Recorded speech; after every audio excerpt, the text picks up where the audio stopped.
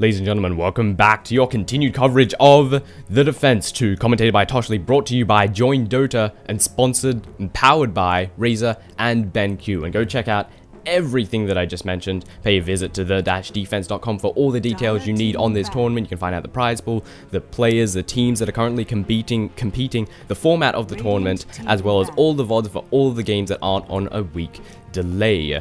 Also check out joinDOTA.com for all sorts of general Dota 2 goodness, as well as links to so many different streams. You can find so much Dota 2 related information on joinDOTA.com, a fantastic website indeed. And of course, special thanks to the sponsors Razer and BenQ. Many thanks for anyone that's sponsoring esports and sponsoring Dota 2. Indeed, I'm looking forward to seeing the scene grow in the future. It's fabulous that Dota 2 is getting that little bit bigger, getting that little bit more publicity and popularity, as well as desire to be sponsored by hopefully more and more companies in the not too distant future.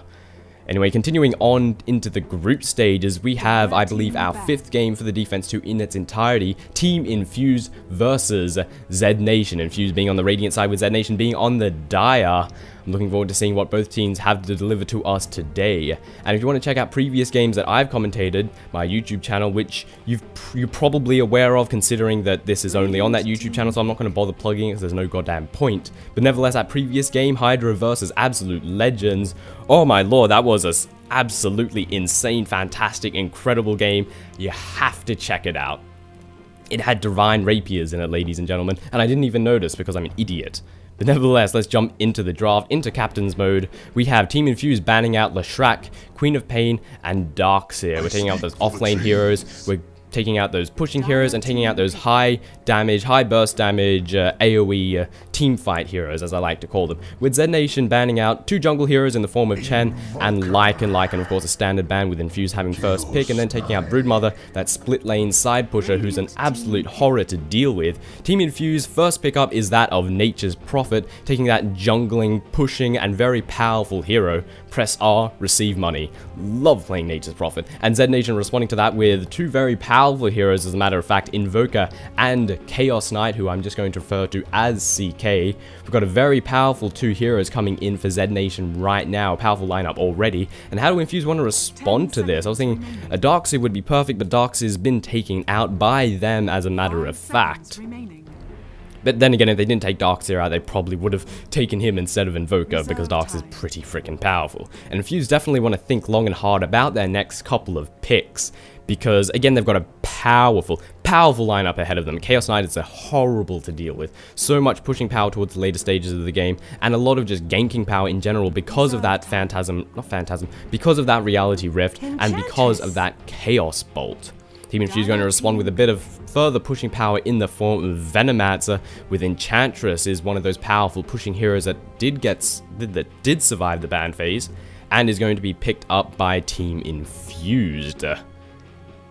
And how does zNation? I don't think zNation are too worried. They've got a pretty good lineup, but what do they want to pick for their third? They're still in need of the support. They're still in need of... Do they really need a hard carry with that Chaos Knight in the fray right there? It's quite possible that they do not. Chaos Knight, especially when he has his ultimate at level 3, and when he gets a Manta style, it's a free tower. That's just how it goes.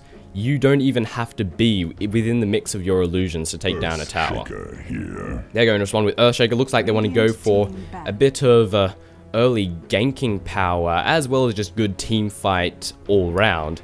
I think Infused might ban out the Shadow Demon, because Earthshaker and Shadow Demon are a fantastic combination. Windrunner too. Anyone that you can chain those stuns up with works fantastically with that Earthshaker, who's an absolutely solid pickup all round. As for the current lanes, Enchantress will most likely be taking the jungle, with Nature's Prophet taking the off lane. Venomancer will probably go bottom and babysit whichever carry Infused picks next. As for zNation, Well, there's a lot of different possibilities that we could have. We could have Invoker going solo mid, we could have CK going solo mid, possibly we might have Invoker with a Tornado with an EMP build going down bottom alongside the Earthshaker, maybe something that's more quas to focus on survivability and gankability in the form of that Cold Snap. Infused going to ban out that Windrunner. They don't want to let zNation combine her with that Earthshaker. zNation going to respond with the Death Prophet. Want to take out more pushing power. Infused have quite a bit of pushing power already. 3 heroes focus primarily around pushing, and zNation hates thinking, hey, we don't want you to have any more, we're going to take out Death Prophet. And Crystal Maiden to come in from Infused, followed up with zNation taking out Juggernaut. 2 rather unusual bans. You typically don't see either of those heroes played or banned very much in the pro scene, specifically Juggernaut. Then again, CMs have been getting banned a lot lately. I'm not sure why. I've said this before, I've never seen CM as a really top pick, like one of those heroes that you just get immediately. But then again, it's the second stage of the banning, so most of the top picks have been taken out in the first 3 or picked up in the first 3 picks. But we've finished the final banning stage, we're jumping into the final picking stage. And who do Infuse want to supplement their current composition? It seems they want more pushing and some teamfight capabilities in the form of Enigma. But we have 3 heroes that would typically be in the woods, typically be in the jungle. Who the bloody hell is taking what? I would have thought Enchantress in the jungle, Prophet in the off lane, but now we have an Enigma in here. This is a bizarre composition. What lane is Enigma going to take? I mean, he can easily take a lane, but you think I don't know what to say from this point on. I don't think I've ever seen a game with 3 wood heroes. I'm sure zNation are like, what the Christ are they thinking? But I guess they want that black hole, they want that bit of AoE teamfight control, which they get in the form of Enigma. zNation probably want to respond with someone that can stop Enigma. So we think ultimates. Beastmaster's Roar goes straight through BKB, don't need to worry about him at all. But we're going to pick up an Ancient Apparition, probably going to combine that with Chaos Knight, AA and CK, make a very powerful combination. We could see both of them going into the middle lane. That would be my guess, or possibly the off lane, or the safe lane. We'll have to wait and see, won't we, ladies and gentlemen? And Infused, what do they want for their final pickup? They don't really have a hard carry. Morphling's in the mix, Anti-Mage is in the mix.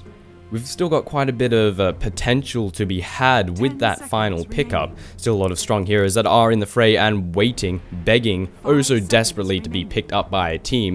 They're going to be thinking long and hard of this. We have plenty of bonus time to tick into for Team Infused. So how will we proceed? Who do they want? As I run out of things to say, we might actually dip into the horrible fate, which is that of dead air. Hopefully that will not be the case, as we wait another requisite 45 seconds of their bonus time for their 5th and final hero.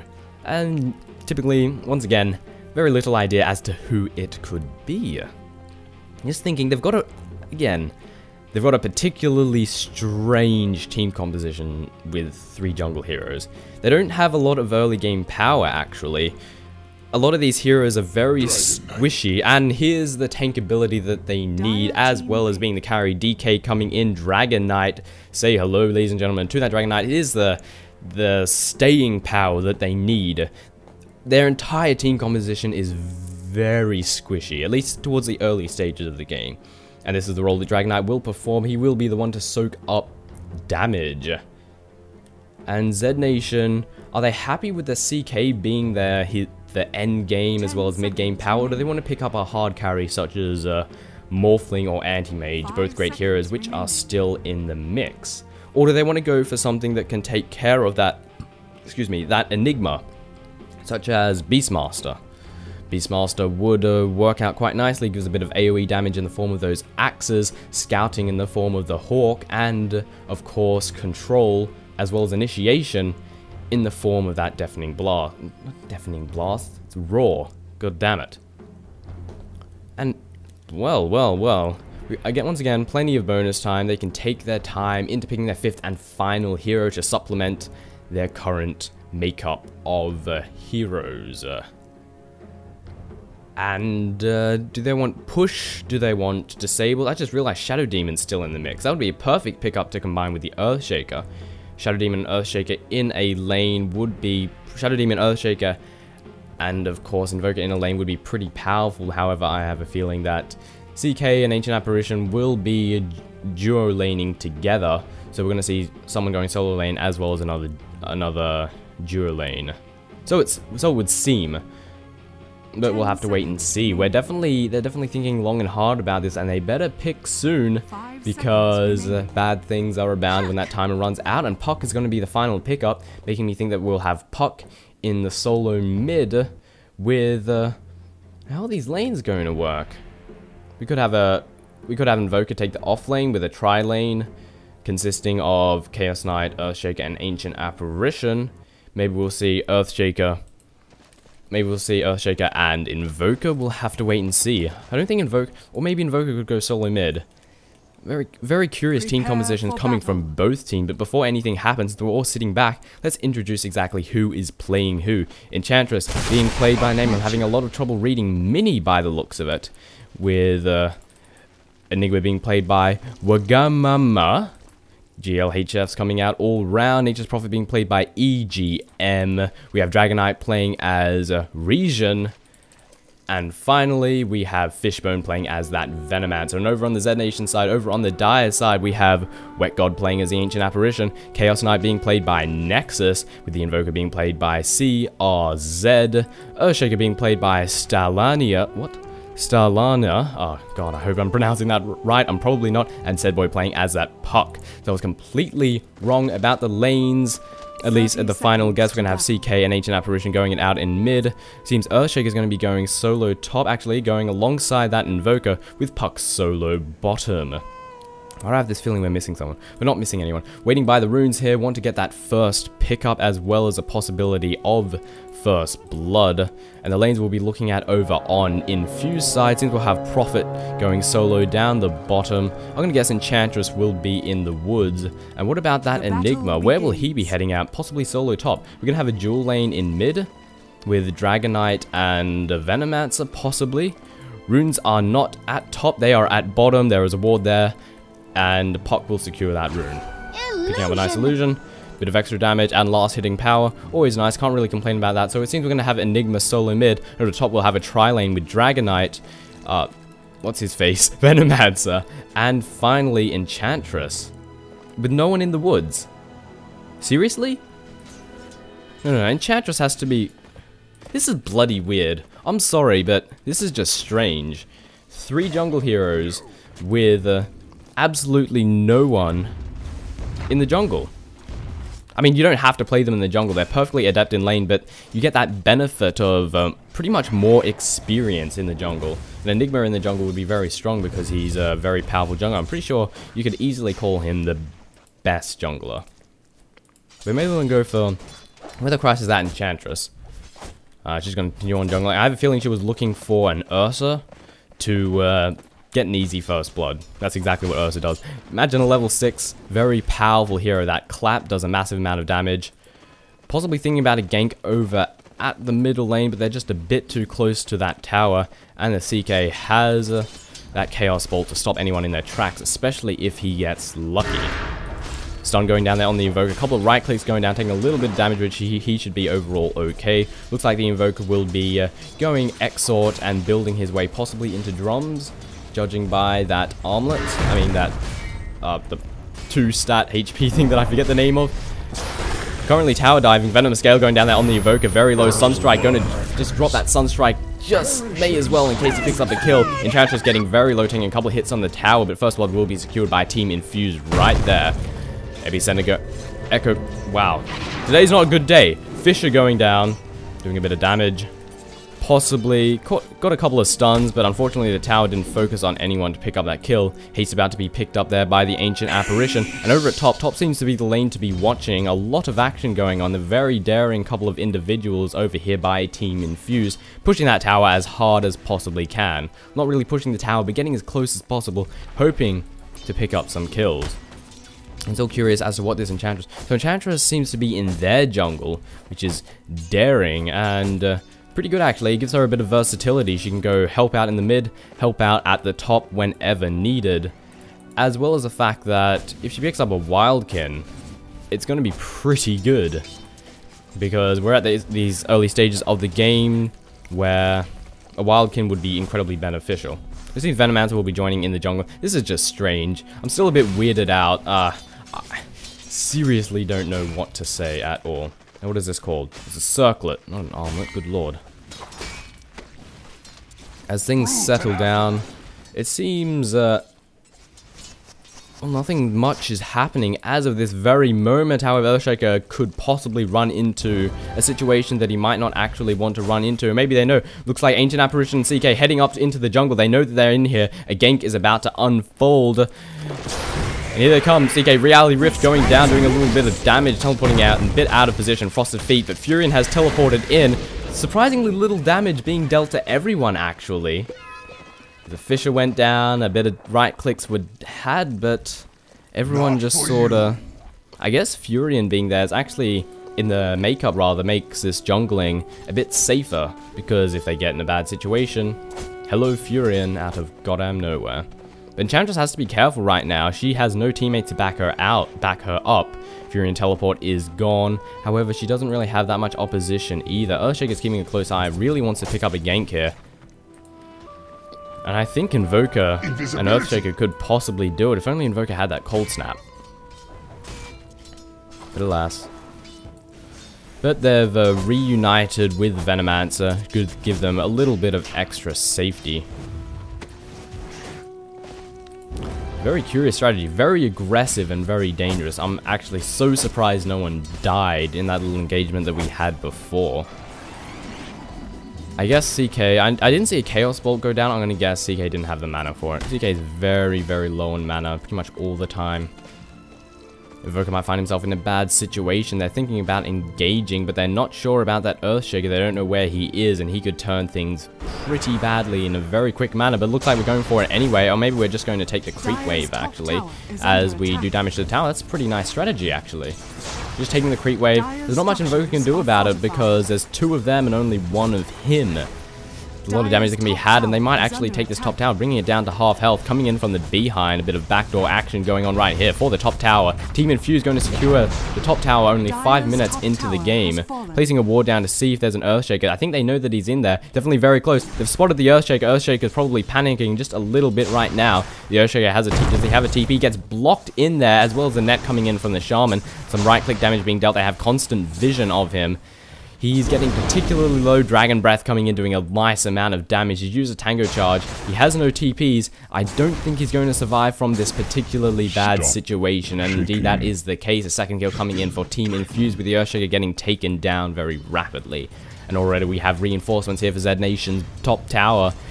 They know that they're going to continue pushing. It's very curious. Still, the strategy is just weirding me out, but it seems to be working thus far, doing a particularly good job. I'm guessing Infused are going for early pushing power, especially with the lack of a particularly hard, high damage carry. In fact, a lot of their teams seem to be entirely based on pushing. There's not that much damage output to come out of them, at least towards the early stages of the game. The smoke has been popped. Are we going to see a gank over at the middle lane? That CK is very low in health, and he's wandering ever so more out of position. This could be bad. Picks up an illusion rune, which is going to give him a bit of extra defense, and his game sense is too good. He walks back away into the jungle, and there is no kill for Team Infused at this very moment. They're looking to cut him off. CK is going to run into him, not finding himself in a bad situation. Slow going down there on the Chaos Knight, taking a couple of right clicks, but followed by the root. Furion porting in, Frosted Feet there, going down on the Nature's Prophet.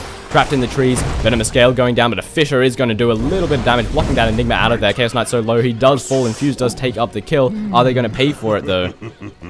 It seems not. It seems they're still going. They're still pushing ahead. In fact, the entire team of Infused is in zNation's jungle.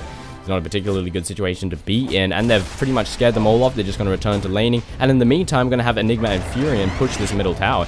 This is so much pushing power to come out of Team Infused. This could potentially be a very quick game indeed. So much pushing power, in fact. A curious team composition, curious laning composition, but a lot of pushing power. And we can see all of those conversions just bashing away that tower as a creep wave absorbs all of the blast. A quick tower, in comes CK and Ancient Apparition. They don't want anyone to get away. 2 seconds stun, they're coming in on the Nature's Prophet as well as the Frosted Feet. Getting a lot of right clicks in, but the CK is so low. Fisher coming in to save the day. CK does get taken down, however, the puck comes in. A lot of damage. And it wasn't a particularly favorable engagement, I have to say. Enigma taking a couple of right clicks from the puck. Is he going to escape? He probably will. Stun coming in, and now Puck, the tides have changed. He is on the run, popping that orb off to escape on the other side of the river, with a Fisher coming in from the Earthshaker just to secure his safety. A very risky Fisher. We can see the team of Infused waiting in the sidelines. They wanted to pick up an Earthshaker, or at least someone. The Puck's going to find himself in a very bad situation soon. Does he know that everyone's there? This is not a good place to be, but it looks like they want to go for the engagement, or at least just do a bit of damage as Team Infused take down this middle tower. Very fast game, I have to say. I think it's going to end. Wait a second. They take down top tower too? When did this happen? So much pushing power to come out of Team Infused. They just went for push, push, push, and more push. I see where they were going with this somewhat strange composition. But everyone here has pushing power except for Dragon Knight. Dragon Knight's a bit of tankiness, it seems, as well as a bit of insurance. If things go awry, hopefully Dragon Knight can get a good amount of tankiness and then possibly not so much win, but at least stall them a little bit. It seems Team Infused have backed off. They, I guess, happy with the fact that they've taken 2 towers over the course of 9 minutes. It's a pretty good situation to be in. We're going to have a lot of extra gold. Indeed, they have a 7,500 gold advantage, way more than that, closing in on 8,000, I'd say, actually, possibly even more. And we're only 9 minutes in the game over in the XP graph, 5,000 XP advantage, which is actually pretty massive, especially, again, at this stage of the game. And right now, they're going to push this bottom tower as hard as possibly can. We'll have Dragon Knight over at the front to absorb all the hits. Enchantress coming in with her persuasions. I'm not sure what you want to call them. Nevertheless, with her small army of creeps, push down this top tower, this bottom tower. However, zNation aren't going to let them take it that easily. Puck and Earthshaker in. Here comes the damage. Fish going in, take out all the creep waves as well as the orbs, do a nice bit of damage and push that creep wave back as far as possible. But it's not going to be enough. It looks like this tower will indeed, if it doesn't get taken down, it's going to take a lot of damage, as we can see already. You can see the Earths are doing a lot of damage with his clap right there. And this top tower will fall. Another Fish going down to try and push back this wave, but it's all for naught. There's so much power to come out of Infused. Fortification going down, going to delay it for just a few more seconds, but those few seconds are not enough. Orb coming in from Puck, and now Puck's going to find himself in a bad situation, getting hit, many hits there from Enchantress's ulti. Slow going down, Frosted Feet there on the Enchantress, as well as that tether, which I forget the name of. Will the Shatter finish off the Enchantress? It will not. Enchantress very low. Sunstrike coming in. Sunstrike. Ah, that was a silly Sunstrike anyway. It would have just, the wards would have absorbed the damage. And probably wouldn't have killed the Enchantress, but I don't think he knew about the wards that were there. So even if she was there, it would have just been possibly the worst place to Sunstrike. Like, yeah, worst place to Sunstrike pretty much. Infused is just going to continue pushing. Is there much that zNation can do about it? No, honestly. They've got so much pushing power. I'm somewhat surprised that zNation let them pick this team composition. Then again, I'm somewhat surprised they picked this team composition. Very strange, but you can see the large amount of pushing power that goes behind, especially towards the early stages of the game. I knew it had push, but I didn't know it would have this much push just this early in the game. And it looks like they will not secure the second tower over at the bottom lane, but they got it very low indeed, bordering half health right now. And it looks like we're just going to push the creep lanes back as far as we possibly can. TCK and Furion had a bit of an engagement with a Sunstrike landing somewhere for some reason, at least maybe just do a bit of damage on the Furion. Split lane pushes going on right about now. They don't even need to focus on one lane. Wildkin going down there just to see if they can scout someone out and do a bit of damage as well.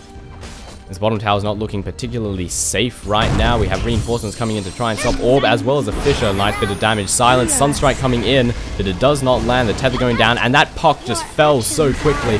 Tried to escape it with one of her abilities I can't remember the name of. And a lot of damage. Tower diving here by the Enchantress. Can she do what she can with those wisps? A lot of damage and healing to come out from her with her ultimate. And the CK is just going to fall so fast.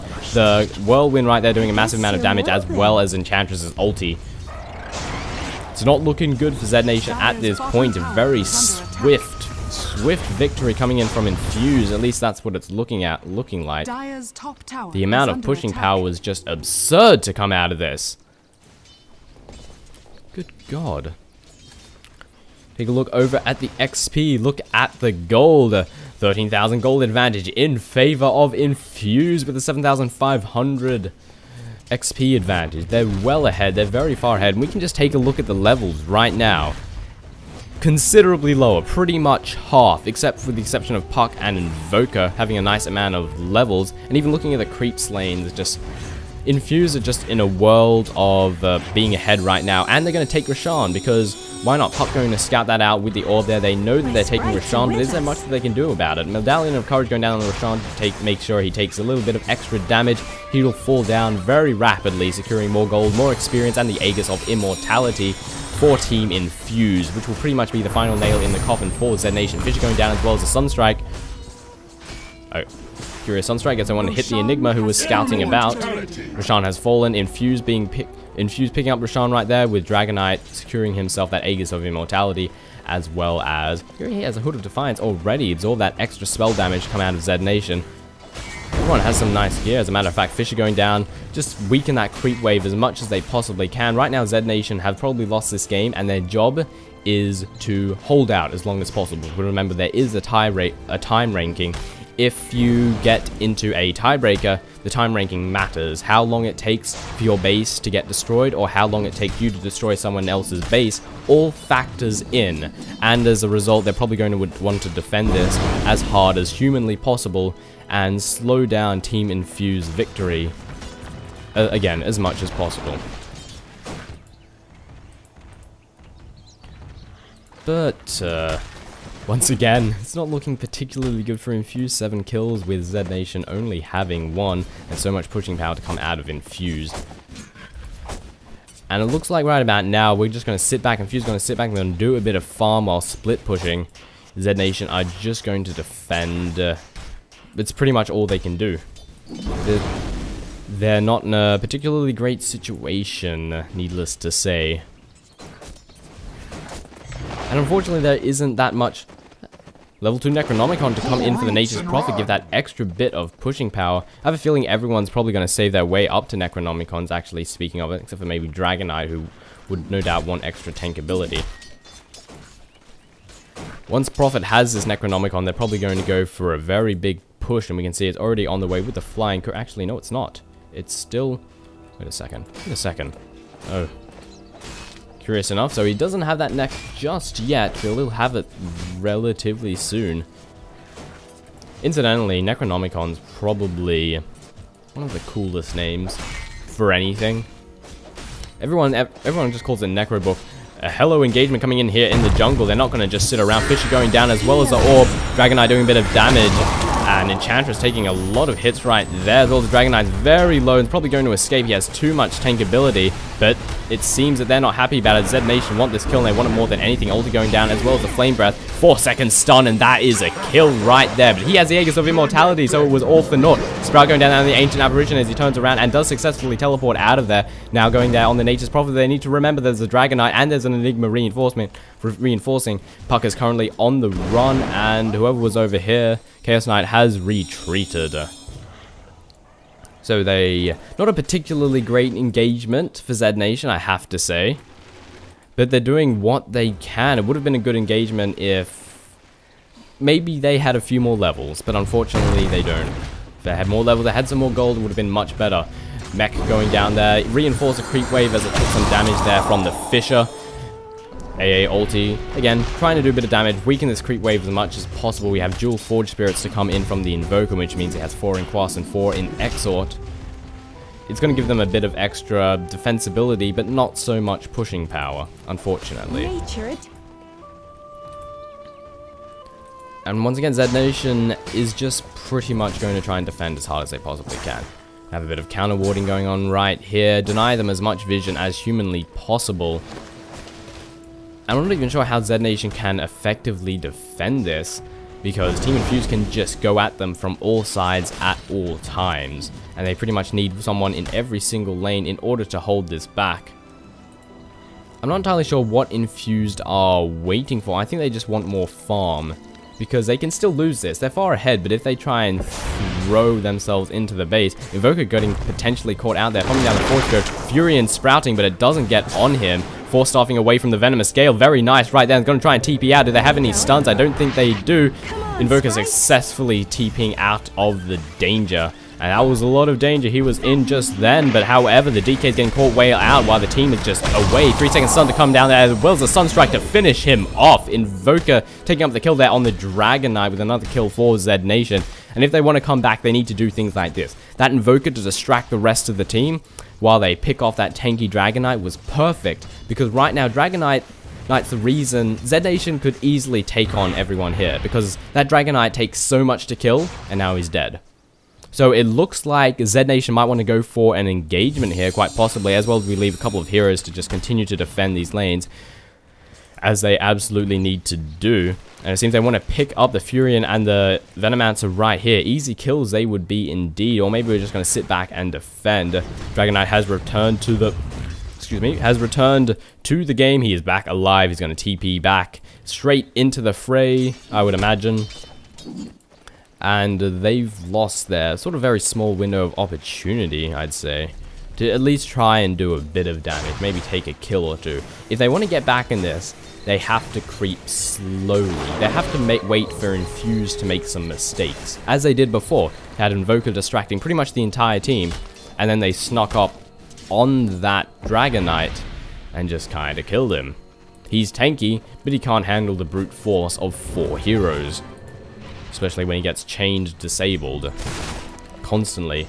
And once again, Infused just sitting there in zNation's jungle. Don't really care at all, just farming everywhere. I heard a Sunstrike, his engagement over in the bottom lane. Furion getting very, very low, and Reality Rift going to pull him straight back into reality. And they have secured themselves another kill. And that's a very good kill. Furion, 40 seconds before he's going to jump straight back into the game. And don't forget about the fact that he is very high level and has a lot of pushing power behind him. And don't forget that level 2 Necro book. It's good that they've taken him down. They're going to take this opportunity to push the lane, it seems. However, Infused are responding to this very powerfully by pushing the top lane. And they're going to have to TP back, or they're going to lose this tower. Are they going to TP back? They are indeed. They absolutely have to, unless they want to lose a tower. Pipe Charge going down to give that extra bit of tankability. Sunstrike going to fall, take down that creep. Is there much they can do? I don't think so. Dragon Knight still in there. Meteor to come down, but he blink staffs away. AA ulti going down, missing completely everyone. And once again, he force staffs out of danger. At least his team has force staffed him. They have to take down these wards. That tower is really low on HP. A couple more right clicks will do it, and they do want that tower. They're not going to let them get away with it. One more right click will do it, and there it goes. The third tower falls over on the top lane for Team Infused. And they're going to get a melee barracks too, because they've got just all this pushing power. Fisher coming in, stopping the Dragon Knight right in his tracks. Prophet ulti going to do a little bit of damage. Frost going down there on the Dragon Knight, stopping right in his tracks once again. And the top barracks has fallen there. zNation not looking good at all. Infused doing a fantastic job at pushing. 3 seconds on there on the Venomancer, as well as the Deafening Blast. Fisher and the Orb coming in there for a lot of damage. AA ulti missing everyone right there and then, but it did a little bit of damage. That's all it had to do. Frosted feet down on the Enigma, as well as the Echo Slam coming in from the Earthshake. A lot of damage being dealt, and AA is also very low. Trying to get out of there. Will the wards finish him off? They will not. However, Puckers gets finished down, force staffing in there and taking him down very rapidly.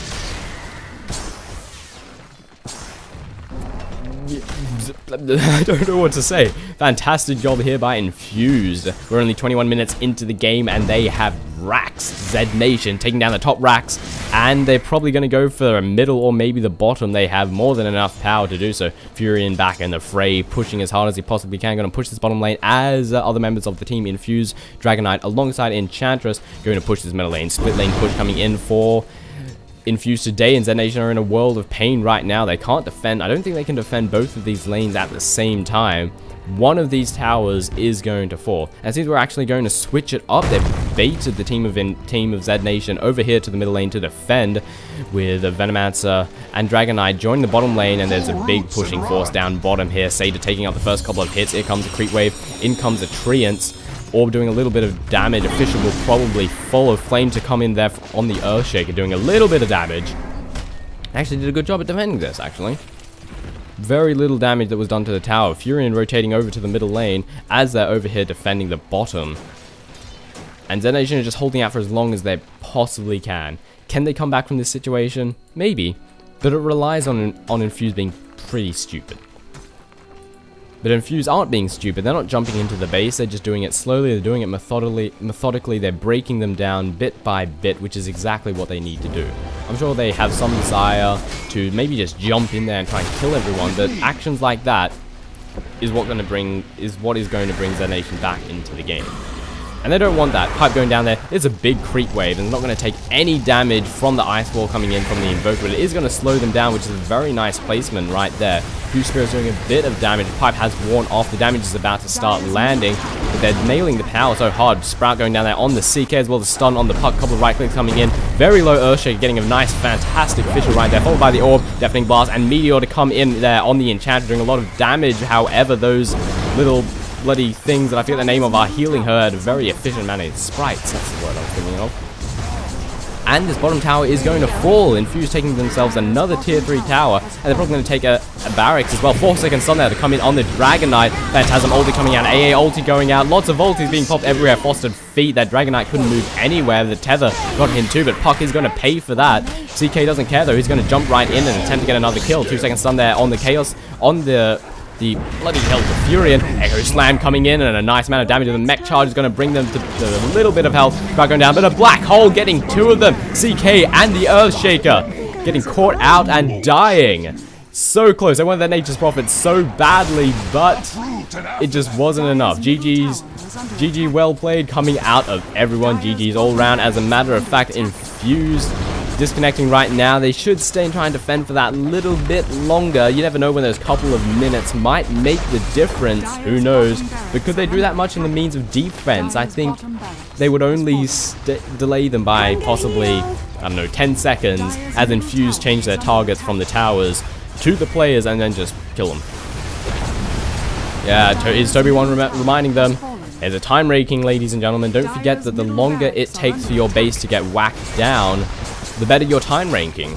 And the opposite is true for the opposing team. The longer that they take to take down your crap, the worse their time ranking. So it's definitely important to try and defend as long as possible. It's also very convenient because, like, yay, you guys can't really just give up. You have to hold out for as long as possible, and gives more content, more hopefully glorious plays, and so on and so forth. But then again, there's not all that much that zNation can do about this. The final tower is on its knees right now. Venom Scale as well as a slow coming in there, and Enchantress ulti doing a lot of damage, trying to rift out of there, but it's just not enough. CK coming in, Dragon Knight getting stun on him. 2-second stun there on the CK, but the Pipe Charge is going to absorb all of the damage. Frosted Feet, Cold Snap going down there, but a Sprout there, followed by a 4-staffing the hell out of that, and a nice tether by the Fountain. Earthshaker drops very quickly. Chaos Knight trying to pull people in there. There you go, the Sunstrike to do some a bit of damage to that 4-second stun. Ancient Apparition dropping in pretty much a second. Once again trying to pull people with that Reality Rift into the Fountain. Not having too much luck though. The Fountain has finally fallen. 25 minutes in. Infused have picked up a oh-so-delicious victory with a fantastic and surprising, strange, and pretty downright amazing pushing strategy, once again coming out from Team Infused. Ladies and gentlemen, my name has been Toshley. I will continue to commentate, bring you coverage of all of the games to be found within the defense. Don't forget to check out the-defense.com for all the details you need to know about this tournament. Check out joinDOTA.com for all sorts of Dota 2 goodness. Many thanks to BenQ and Razor for sponsoring this tournament, and don't forget you can buy a ticket to this tournament within the Dota 2 store itself. It costs you $5. You can watch all these replays, you can commentate on them like I'm doing if you wish. You can also watch them from an observer's perspective. You can hear Toby1's voice coming through your headphones. It's pretty fantastic, I have to admit. Nevertheless, I'll see you guys in the next game. Thank you very much for watching. Goodbye.